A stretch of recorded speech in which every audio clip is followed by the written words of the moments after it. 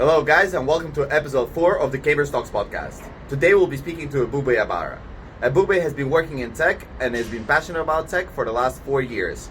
Since his first steps at university until his final job of reply, we're going to discuss his path and how he got in. Let's get it. Hello, Ebube. Hi, Welcome Daniil. you. I welcome you to my podcast. Cheers. How are you feeling? Not too bad. Doing pretty good today. Yeah. All right, so let's begin. Why don't you tell the viewer about yourself? Okay. So where do I begin? Essentially, I'm Ebube, as Daniil has mentioned already. We both went to the same university, but prior to that, I'll take it back a few more steps. So essentially, I was born in Nigeria, and then I studied up until the age of 16, 17, and then I moved to the UK to do my A levels. There I studied like maths, ICT, and geography, and then I took a gap year. Actually, it was 2 years off, and I actually worked in an insurance company, and that essentially was the reason why I'm doing the career I'm doing now, because I didn't plan to go into like the sort of career or the sort of degree that I took at uni, but having that gap year experience actually made me to be 100% sure about what I wanted to do in my life. So yeah, that's like in a nutshell. So would you say the gap year helped you decide the degree that you did eventually? 100%, yeah. Because at the start of my gap year, I got a job in the insurance company, and essentially I was put in the IT team. So it started off as like a IT trainee developer slash apprentice, and that essentially allowed me to go through the different departments of IT and essentially see what I liked. And maybe, and after that experience, I then realized actually it's not so bad of a career. It's actually quite fun.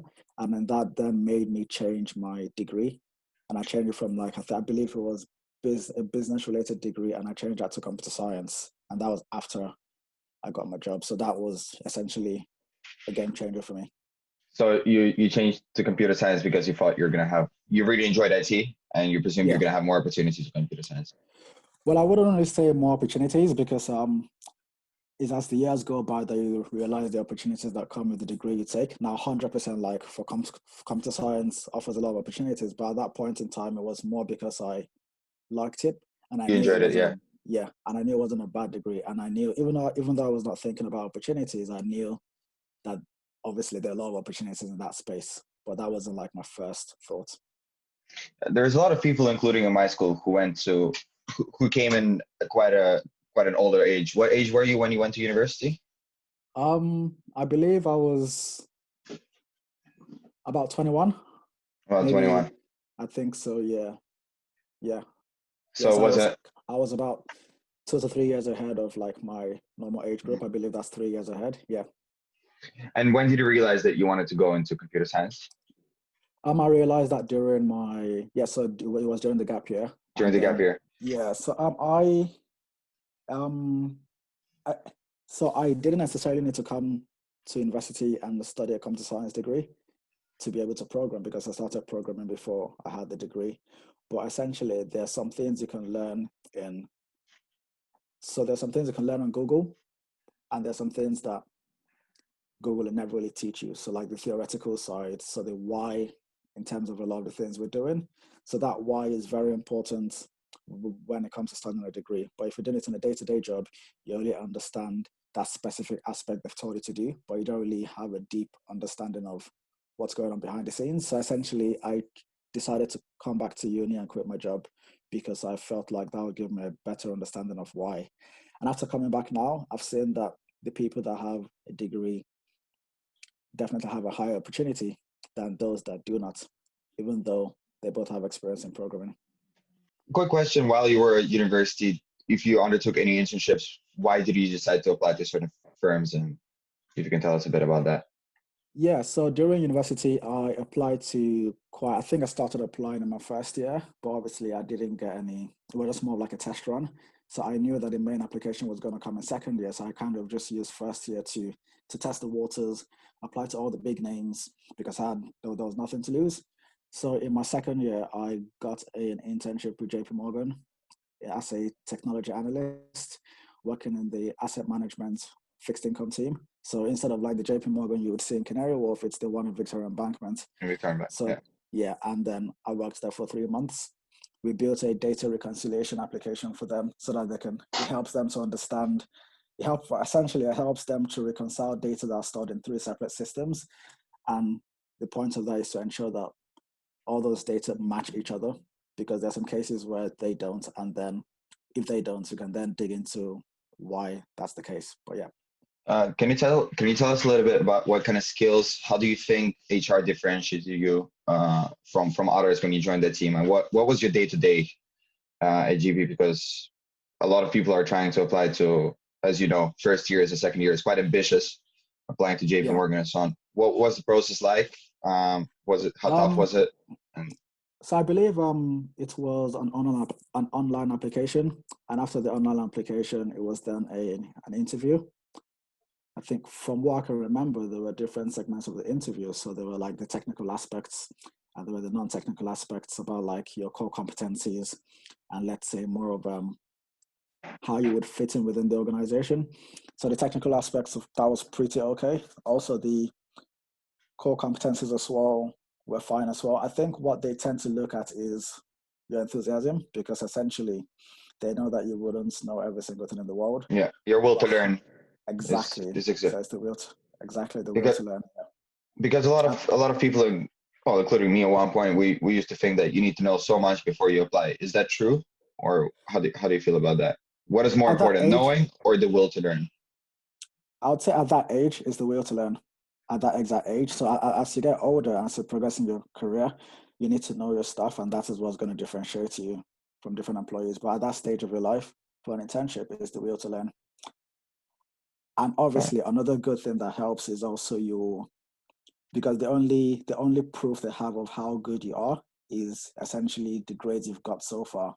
So like in the UK, first year grades don't really tend to count, but I got first class in the first year when it doesn't really count. So that obviously would have helped my application process, because they'll look at my profile and be like, okay, this guy didn't really need to go first in first year, but he did. So maybe that's like another differentiating factor.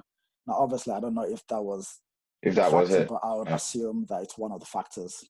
Yeah, I guess it's time to talk about your current position. If you can tell us where you're working and the name of your role. Yeah, so I'm working at Reply. So Reply is an Italian consulting company, and they've got different offices. They've got offices in UK, Italy, Germany, US, and I think a few other places I've probably missed out of my head. But my role essentially is a consultant. But as a consultant, because my background is from technology, my day-to-day work is working as a data engineer, but you would call let's say my official job title a consultant. So in technology consulting, you're essentially a company comes to us for the services we can provide them. So those services might range from building a data analytical system for them, or building a data integration service for them, or maybe like an AI platform, or it could even be robotics, or it could just even be like a normal software application. So it depends on the sort of needs of the clients. Now, a lot of those, for my specific role, we built a data ecosystem, which is essentially comprises of data that is ingested into the ecosystem. A lot of transformation and analysis is done on that system, and the results of that helps drive marketing decisions for our clients. So you have some kind of a structured approach to every client that you have at the firm, or every project is very different. In Reply itself, we do have sub companies under Reply. So I'm under one of the sub companies, and that's called Glue Reply. And in Glue Reply, we focus on 4 main sectors. We focus on business change, data, and information, which is the team I'm under. We also focus on strategy and architecture, which is more the high level architecture of how a system would look like. And they also focus on system integration. So that'll be when thinking of APIs. So from that Reply to Glue Reply subset to the 4 teams, I then fall under the data team. So when it comes to building data related solutions for clients, that is when my services would be of need. And as a data engineer, that is what I'll essentially do. So you're practically a front office consultant. Would you say that? Do you get to meet a lot of clients face to face, or are you more working behind the doors? Oh no, so we go to client side. So essentially, we tend to be assigned to one client.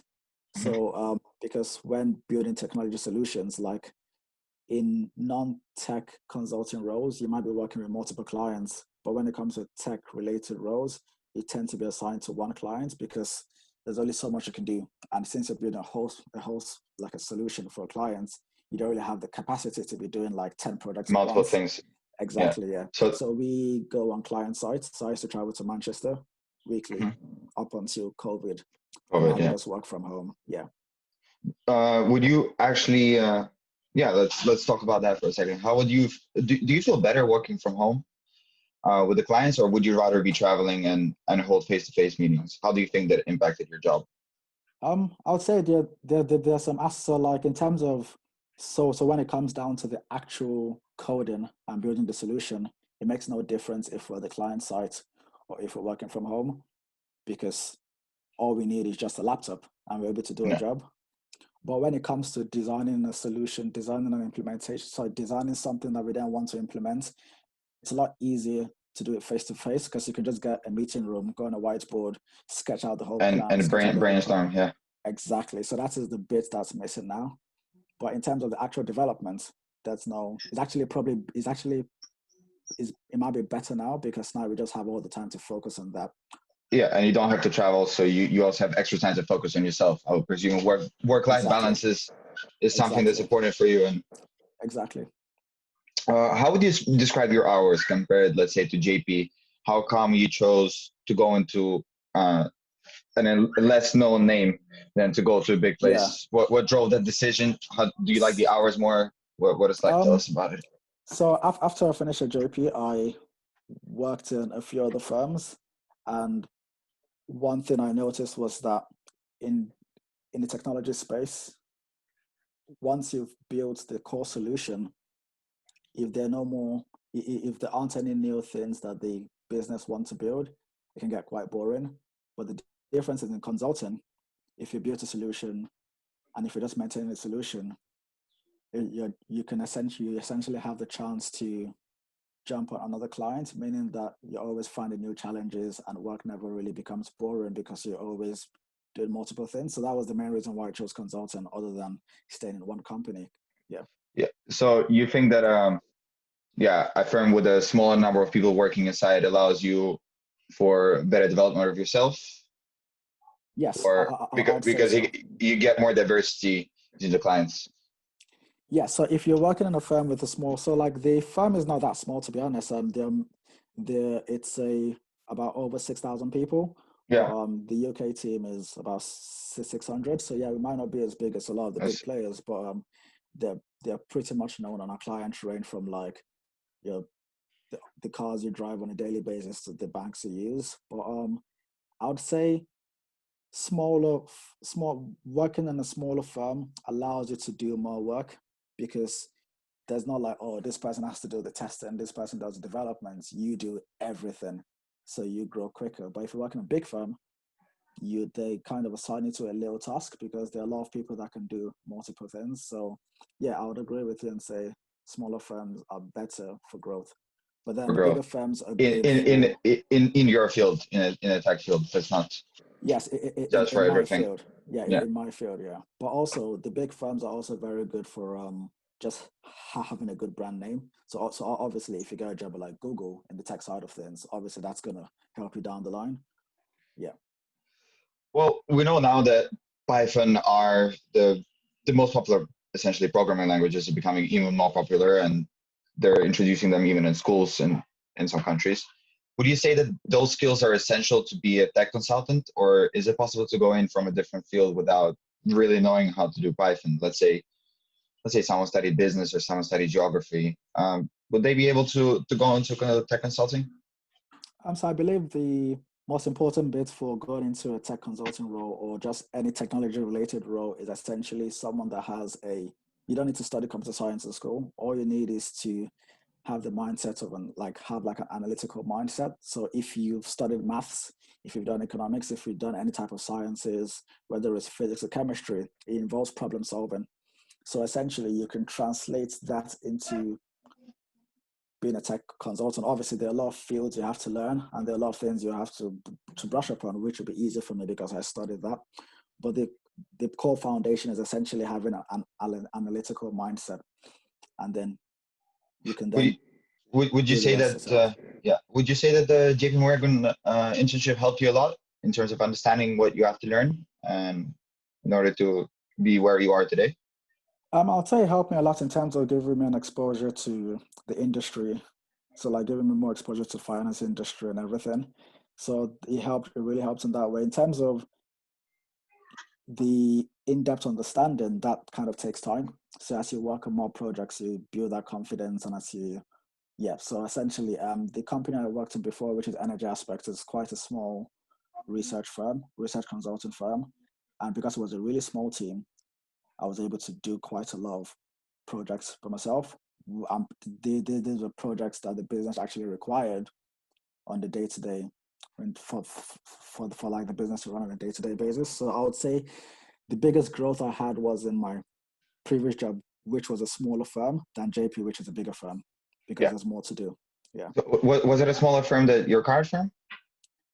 Oh yeah. There Yeah. was like a global. We had four offices globally, but total number Yeah. was. So yeah, that's small. Yeah. Okay.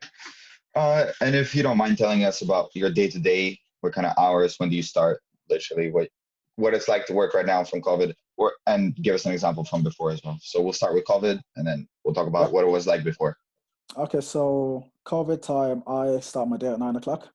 I finish between, let's say, 5:30 and 6:30, or let's say between 5:30 and 7.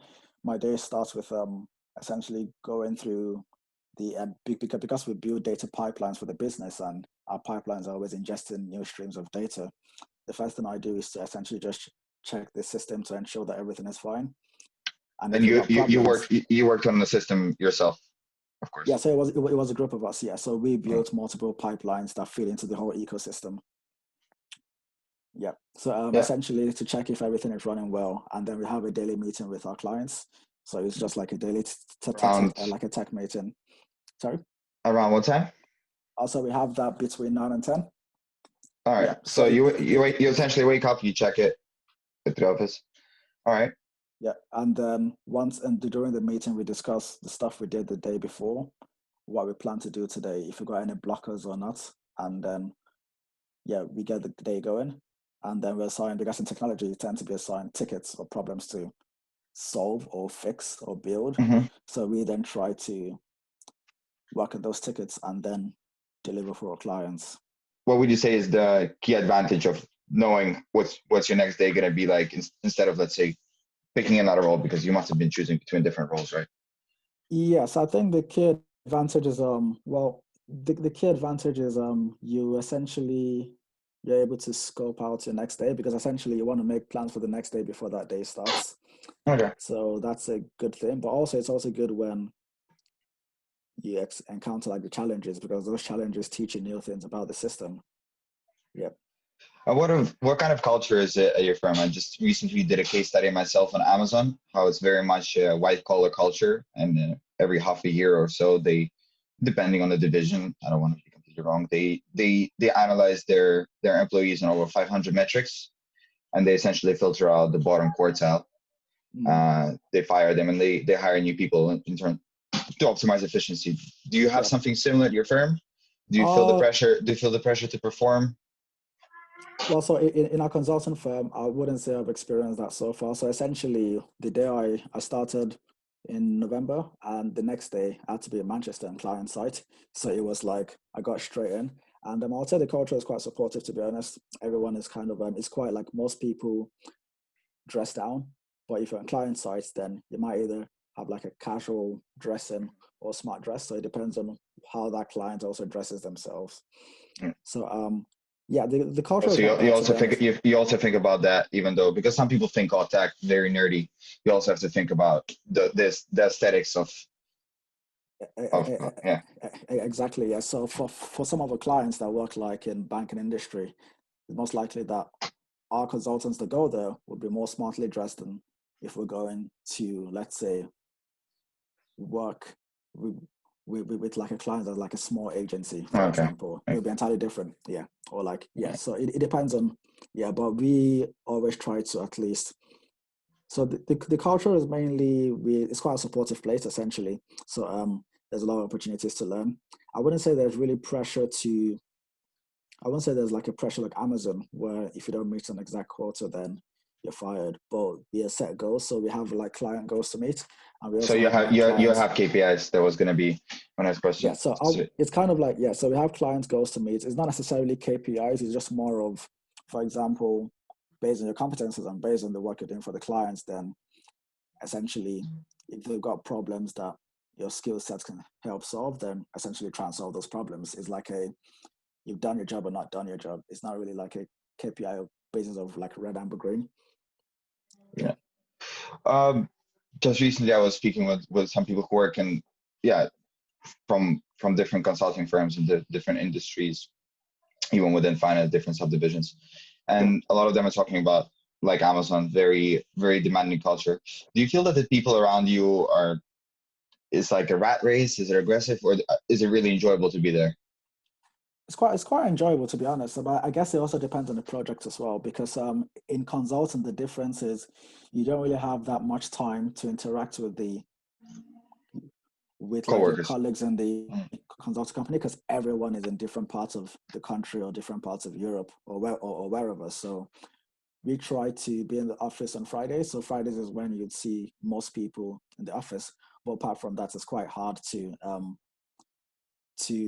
I'll say the disadvantage is because you're always with different clients, you cannot build the same culture that you would have if you're working in one company and you're seeing that person every single day. Yeah. But you then build a strong bond with, like, for example, if it's a team of 5 people that have been sent to work on a client, then obviously you know those 5 people well because you're all representing your company and you're going to serve your clients. So it's good in that way. If you don't mind answering this question, is your comp based? Is your comp based on your performance, or is the majority of it coming as your base? Oh, do you mean, sorry, So, for what do you mean by the example, comp? for example, in Amazon, the CEO of Amazon Web Services, Yeah, his base is 100. In 2016, his base was $175,000. He's got a bonus of like 36 million or so. yeah, In places like Goldman on trading desks, you would have so you see the 50 grand as your base when you're applying, let's say for a starting position on trading, but in reality, you know that's only 40% of your salary, more or less. What is it? What is the comp? How's the comp structured in the consulting firm? Okay, so for the compensation, I would say it's more of for like, so the compensation in technology is is different. So like the most of the compensation comes from a base salary, Okay. and then would have like performance bonus and would have other add-ons as well. But but the most of the compensation is base salary, and I think it's regardless of whether it's consulting or not consulting. In tech in general, we don't really tend to have the kind of big bonuses that like you would find in trading houses or hedge funds. Yeah. We don't have that. Yeah. Okay, because you kind of know what the cost of a consultant is different. Yeah. Yeah. Yeah. Can you tell us a little bit about some of the KPIs if you're allowed to disclose them? Well, so in terms of, as I was saying before, it's so if we're working with a client, essentially, we'd want to ensure that we deliver the highest possible standard of work, whereby there are no repeat work that like comes out of the work we've already developed for them, and also So they wouldn't have to work on that same thing again. Exactly, yeah. Yeah. So that'll be part of it, and then another thing is to ensure that we are open with the clients. So, for example, we just talk to them and tell them what we think is actually best for them, and then that way they build more trust with us, and then that then allows that that's also good for our company as well, because then that might mean that, okay, our clients extend our contract to stay on their side so that we can help them improve other parts of the system. So, for example, with my current clients, we started an insurance related project, but because they liked it so much, other parts of the business are now integrating their data with the solution. So it's not just insurance data we have now, we have like other non-insurance related data because they like the work we've done so far. And that wouldn't have happened if we just got in, did a job, and left without having a genuine relationship with them. Okay. have you ever seen anyone scramble, realize that what they've, like, let's say right before a client meeting, like the day before, you discover a problem with the system, whatever you're going to present, and someone comes and says, hey, here's the problem. How's that situation handled? Does it go higher up in the company? Or the boss, do you essentially tell your boss straight away? How do you resolve that? How do you behave in that situation? Okay, so once we find a problem, we try to see if we can diagnose the problem. So even if we cannot even if we cannot work on a solution, at least we try to understand what that problem is, so that if we get to the point whereby we're talking with the clients, although we don't yet have a solution in place, we fully understand what like the problem is and what we're going to do to solve that problem. And another thing we do is if we fall into like a scenario like that, the first thing would be to essentially just to discuss with the team. So like our team usually comprises of consultants from our company, but also from the clients as well. And we have like an open culture, especially with these clients. So we just discuss with the team and be like, okay, this is the problem we're facing. What could we all do to solve the problem? And then it doesn't need to be escalated unless like unless the end user needs those results at a specific time and our system is broken and they won't be able to get that, then yeah, we escalate it. But most times they're essentially team driven. And yeah, we usually talk to like most of the escalation goes straight to like the product manager. Mm-hmm. And then they essentially, so we talk about the technical problem and what it's going to take to fix it. And it's up to that product manager to then decide how they want to handle that. Exactly. But it's very much you're standing for each other. It's very much a team player atmosphere. Yes. Yeah, that's probably different from some other places where. Yeah, I would say so. So yeah. Yeah. So you would say that's an advantage. But I would say also it's obviously like they're different. So like I've been on this same client since I started the company, but my own philosophy is just trying to be as honest as possible. Mm-hmm. Regardless, because I care more about adding value to the client and helping the clients than what they really think about me, if I'm being honest. Yeah. So as long as I know I'm adding like value, I believe that that's a long-term, like the strategy is more long-term. So that's my own personal way of dealing with things. Now, not everyone might do that. Some people might just want to, let's say, hide the problem so that they can get like a good mark. But for me, it's just being open with everyone and just telling them how it is, obviously in a respectful way as well, and also a constructive way. And so far throughout my career, well, I'll say throughout my short career, I've found that to be quite useful because at least they can trust you and know that you mean well for them. And it's not just about the money and it's just about the day rates, but it's more than that. And for some closing remarks, just one or two questions. For someone who is, because I went to a business school, I did a master's of finance in a business school in the US here in Boston. For someone who is, let's say, 32 years old, who used to be, for example, an aerospace engineer, had his own company, and wants to go into consulting or tech consulting, what would you say to them about it, if it's worth it or not, to go essentially to start as an analyst again, or as a junior consultant? Would you say that's worth it? Yes, no, why? Okay, I would say yes, it's worth it. But the most important thing is you have to like it. So don't get into something just because the money is there, or don't get into something just because, like, let's say you think there's an opportunity. But if you really like technology in general, then 100% I'll say you should get into it. Yeah, the challenges, but that means once you face those challenges, you'll be able to solve that. And also, not having a degree in comp science is totally fine. Like, we've got Google nowadays. Like, my whole degree, for most of my degree, was spent going on Google and looking at books. So we all can do the same thing without like staying in a class. Exactly. So exactly. So Google is your best friend, and yes, as long as you really love that space you want to get into, 100% say you should go for it. Yeah. What would you say is more important? Let's say I find a job I want to apply next year, right? And I see the requirements, and I work towards basically filling in each bullet point in order to essentially pass the technical interview. Would you say it will be, as a recommendation, would it be better essentially to base on the job that you want to do, or based on a tech that you enjoy? Because as we know, tech is really broad. You have many different programming languages, many different applications. machine learning, data science, so forth. What would you say is a better approach for an average student this day? I'll say it's based on the tech itself, because that would drive your passion and that would help you to progress further. Because like I should rightly mention, like in tech is quite broad. So like I'm more like on the data side of tech. Now some other people like are on the machine learning side, which is also data related. Some other people like are on the website or blockchain aspects of technology. So it's quite broad. But I would say you focus on them. And also at that age as well, to be honest, it's best to maybe try multiple things and then see which aspects you like the most. Because maybe you might start with data and find it boring, and then you might go to like blockchain and find it interesting and carry on there. Yeah. And just for a final recommendation, once again, for someone with a non-tech background who wants to go into tech and wants to learn more about it, what is the best way to start learning besides just Googling things that you like? What would you say is, what language do you start off? What kind of books do you look at?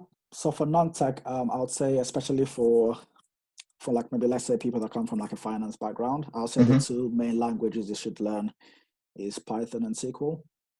So Python, yes, because SQL essentially is like a scripting language used to query database, and now all data is stored in a database. So you definitely need some form of SQL to get data out of that database and query that database. So I would say Python and SQL, and both are relatively easy languages to learn as well. And I guess final thing, since we're talking about it, there's two ways to go about it, right? You can start Googling, you can get certificates, or you can just read books and learn it yourself. Either way, let's say the end goal is to put on your CV, not just on your CV, just for yourself that you know Python, and to put it on your CV. Do you think it is important to have a certificate, or do you think it's enough to say, hey, I know how to do Python and I studied it myself? Do you need certificates or not? Because these days certificates are very popular. I would say you need certificates. I don't like them, but I would say you need them because it's like a first impression and people would look at that.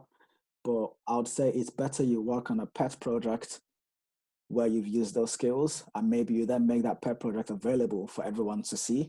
And then you can then say, oh, I built that.